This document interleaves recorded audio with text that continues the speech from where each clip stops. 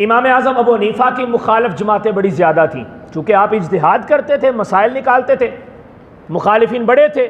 آج کے دور میں عام سا بندہ مولوی مسجد کا ہو تو اس کے مخالف بڑے ہوتے ہیں، تو وہ تو پھر ایک وقت کے امام تھے، مجتہد تھے، کہ جن سے ایک پوری فقہ پوری دنیا کے اوپر رائج ہے، تو مخالفین بڑے زیادہ تھے۔ آپ ایک مرتبہ بغداد سے حج کرنے کے لیے مدینہ شریف، مکہ شریف گئے، تو حضرت امام جعفر صادق سے شاگردی کا دور پورا کر کے تو آپ جو ہیں اپنے اجتہاد کی دنیا کے اندر آ چکے تھے واپس،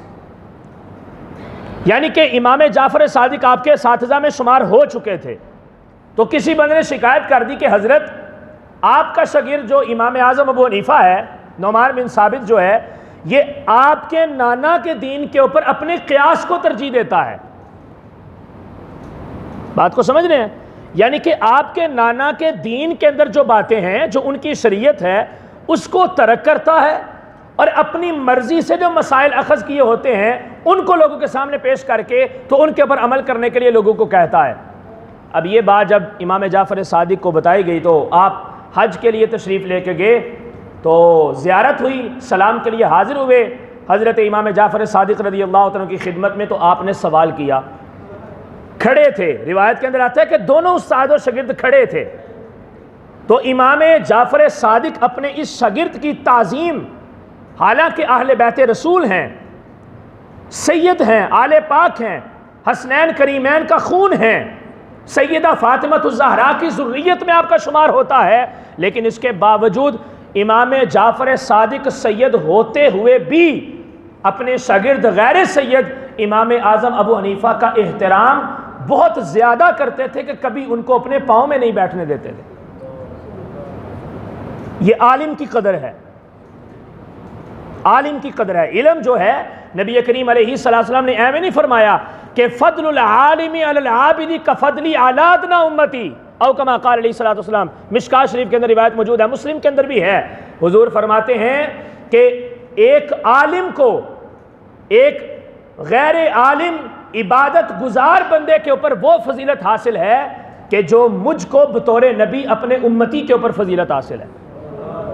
اتنی قدر اور اتنی عظمت ہے عالم دین کی۔ یہی انداز، یہی تاثر اہل بیت اطہار نے دیا، اور امام جعفر صادق اسی کا اظہار کرتے تھے آپ کے ساتھ۔ لیکن کیا ہوا، اس دن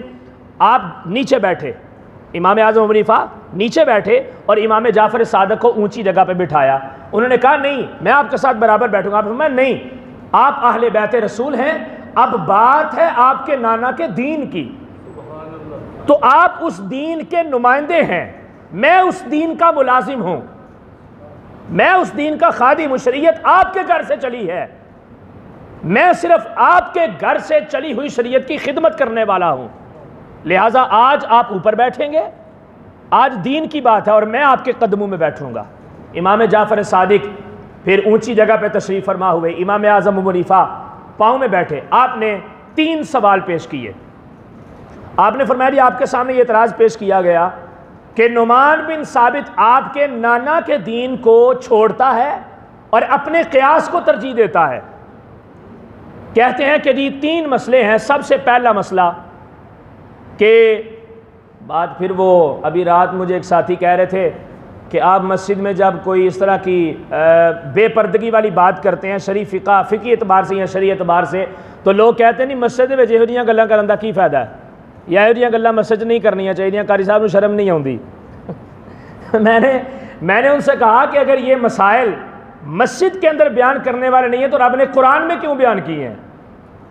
یا اللہ کے رسول نے اپنی حدیثوں میں کیوں بیان کیے ہیں؟ دین کی کوئی بھی بات ہے، دین کی کوئی بھی بات ہے، دین کے اندر کوئی شرم نہیں ہے۔ ان کی وضاحت مجمع عام کے اندر ملے یا انفرادی طور پہ علیحدہ بیٹھ کے ملے، ہدایت ہوتی ہے، وہ چاہے جہاں سے بھی ملتی ہے، اس کو لینا چاہیے۔ اچھا، ان مسائل میں سے پہلا مسئلہ آپ نے پیش کیا، فرماتے ہیں مسئلہ شریعت کا یہ ہے کہ جب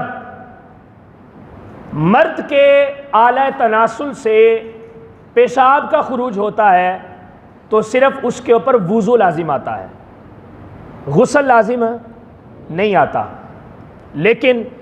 جب اسی اعلی تناسل سے سیمن کے قطرات خارج ہوتے ہیں، مادہ منویہ کے، مادہ تولید کے، جس سے اولاد پیدا ہوتی ہے، تو خروج کی وجہ سے اس بندے کے اوپر صرف وضو ہی نہیں بلکہ غسل بھی لازم ہو جاتا ہے۔ یہ تو ہے شریعت کا مسئلہ۔ انہوں نے کہا جی یہ شریعت کا مسئلہ ہے، لیکن میرا قیاس اس کے اندر یہ کہتا ہے کہ بھائی ایک ہی جگہ سے دونوں چیزیں خارج ہو رہی ہیں، رستہ دونوں کا ایک ہے، وجہ انزال اگرچہ مختلف ہے لیکن رستہ دونوں کا ایک ہے۔ اس کے باوجود چاہیے تو یہ تھا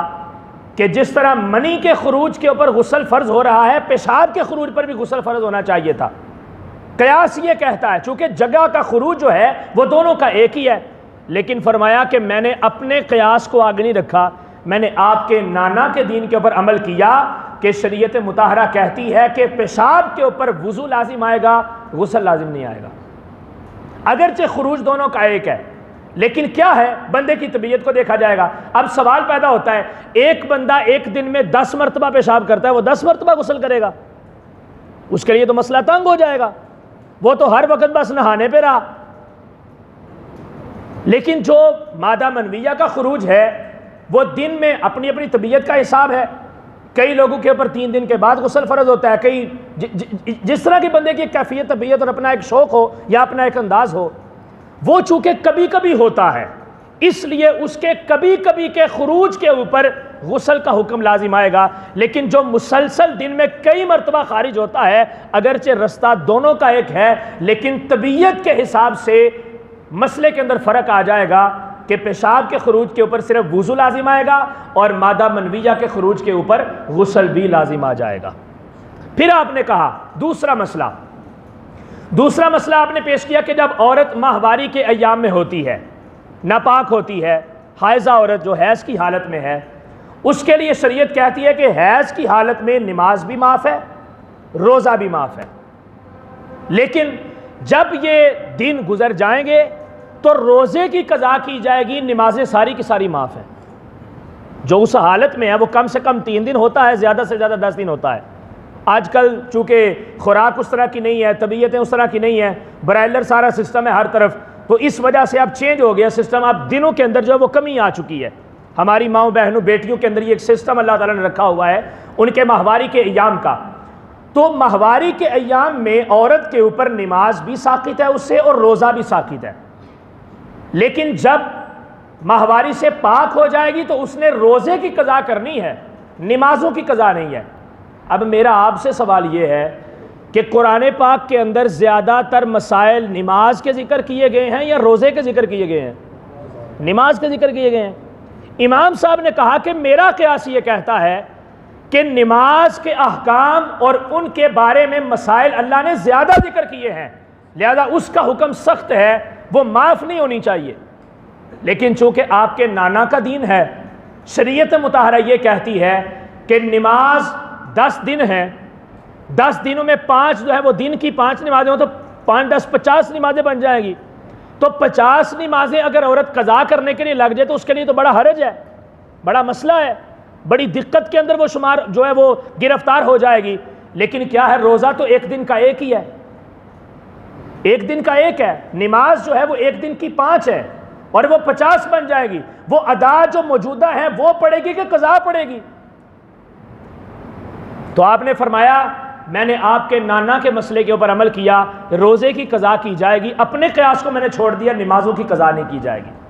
تیسرا مسئلہ آپ نے پیش کیا، آپ نے کہا کہ اللہ تعالیٰ نے قرآن پاک میں ارشاد فرمایا ہے کہ وَلِلنِّسَاءِ مِثْلُ حَظِّ الْأُنثَيَيْنِ، کہ وراثت کے اندر عورت کے لیے 2 مردوں کے برابر جو ہے وہ 2 عورتوں کے، ایک مرد کے حصے کے اندر 2 عورتوں کے برابر حصہ آتا ہے، یعنی کہ وراثت کے اندر عورت کا نصف حصہ ہے اور مرد کا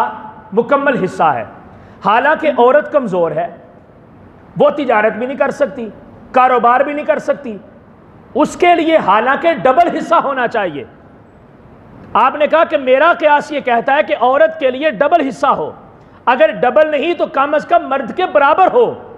کہ وہ بھی اپنی مرضی سے کاروبار کر سکے، پیسہ کما سکے اور سرمایہ اکٹھا کر سکے۔ لیکن آپ کے نانا کا دین ہے، ان کی شریعت یہ کہتی ہے کہ قرآن یہ کہتا ہے کہ مرد جو ہے اس کا ایک مرد کا حصہ 2 عورتوں کے برابر ہے،